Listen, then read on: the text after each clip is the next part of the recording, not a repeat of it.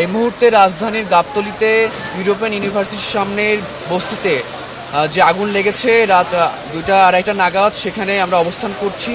এখানে প্রায় এখানকার বস্তিতে কয়েকশো বাড়িঘর পুড়ে গেছে এবং যথেষ্ট ক্ষয়ক্ষতি হয়েছে বলে আমরা জানতে পেরেছি। এই মুহূর্তে আমাদের প্রত্যক্ষদর্শী একজন আমাদের সাথে আছে, যিনি পুরো ঘটনাটা শুরু থেকে দেখেছে এই রমজানের সেহরির আগ মুহূর্তে। তো আমরা তার কাছে যাচ্ছি, তিনি বলবে যে তিনি আসলে কি প্রত্যক্ষ করেছে শুরু থেকে। আসলে আমরা প্রত্যেকদিন রমজান আসছে তো আমরা রাত্রেবেলা ক্রিকেট খেলি সেহরি খাওয়ার আগ মুহূর্ত পর্যন্ত। যখন মাইকে বলে সেহরি খাওয়ার সময় হয়েছে তখন আমরা চলে যাই। তো আমরা ক্রিকেট খেলতেছি গলির ভিতরে, তখন একটা বল আমাদের ইসলামের পিছনে গিয়েছে। পিছনে যাওয়ার পর আমরা দেখতেছি কালো ধুমা উঠতেছে, তখনও পুরোপুরি আগুন ধরে নেই। আমরা ভাবছি হয়তো কেউ টায়ার মায়ের জ্বালায় শতানি করতেছে। পরে যখন কাছে আসছি বল নিতে, তখন দেখি যে আরও বেশি ধুমা উঠতেছে। তখন দৌড় দিয়ে আসছি, আসার পরে দেখি যে একটা বিল্ডিংয়ে একটা বস্তিতে আগুন লাগছে, প্রথমে একটা ঘরে। তো আমরা ওইখান দিয়ে দৌড় দিয়ে আইতে সবাই করতেছি আগুন লাগছে আগুন লাগছে আগুন লাগছে, বস্তিতে আগুন লাগছে। আসার পরে দেখলাম যে 2-3 মিনিটের ভিতরে সবগুলো মনে করেন একবারে দাউ দাউ করে ধরে গেছে। ভাই একটু পিছন না, এখানে কত বাড়িঘর ছিল ভাই কত বাড়িঘর পুড়ে গেছে? এখানে তাও মিনিমাম 60 থেকে 70-80 জনের মতো আছে মনে হয়, যে বস্তিটা এখানে লাগছে।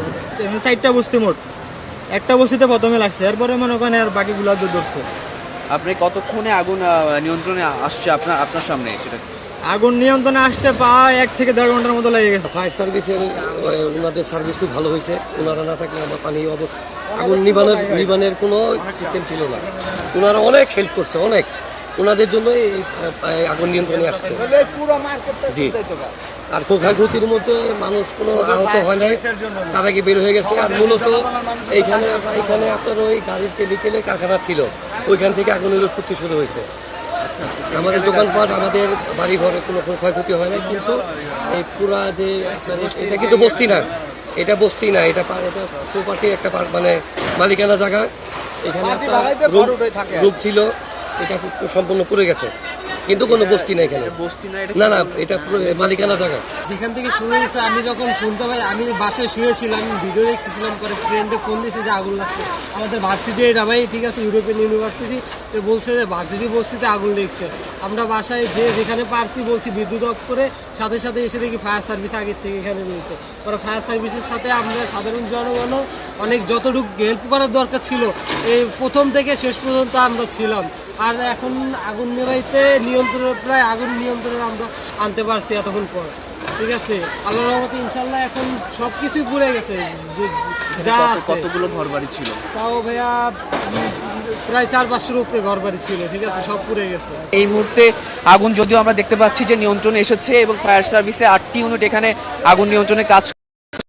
যথেষ্ট ক্ষয়ক্ষতি হয়েছে এখানকার মানুষের এবং যারা এখানকার বস্তিবাসী তাদের মানে সবশেষ যেই জিনিসটা তারা নেওয়ার আছে তারা সেটাই নেওয়ার চেষ্টা করছে।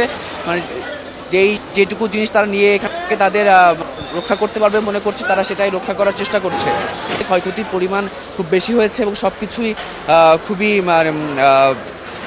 কয়লা স্তূপে দাঁড়িয়ে গেছে এবং এখানে শুধু ধোঁয়া ছাড়া আর এই মুহূর্তে আমরা কিছুই দেখতে পাচ্ছি না। আমরা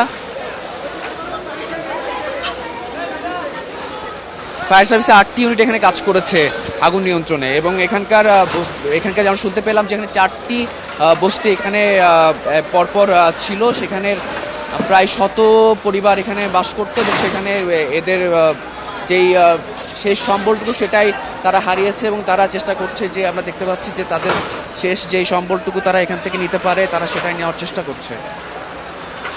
ঘটনাটি সেহরির ঠিক আগ মুহূর্তে 2:15 এই সময়ে আগুনটা লাগে এবং এখন পর্যন্ত এখন আমরা কিছুক্ষণ আগে আগুন নিয়ন্ত্রণে এসেছে এবং এই জায়গাটা পুরোটাই ধোঁয়ায় ছেয়ে গেছে এবং আমরা দেখতে পাচ্ছি যে বস্তিবাসী যারা আছে তারা তাদের সে সম্বলটুকুই নেওয়ার চেষ্টা করছে, কিন্তু সেটাও কতটুকু তারা পারবে বলে তারা সেই আশাটা রাখতে পারছে না এবং ফায়ার সার্ভিসে কিছু দেরি হওয়ার কারণে এখানের কাজ পুরো তারা নিয়ন্ত্রণ করতে যথেষ্ট দেরি হয়েছে বলেই এখানকার প্রত্যক্ষদর্শীরা মনে করছেন। এই ছিল আমার কাছে এখানকার সর্বশেষ পরিস্থিতি।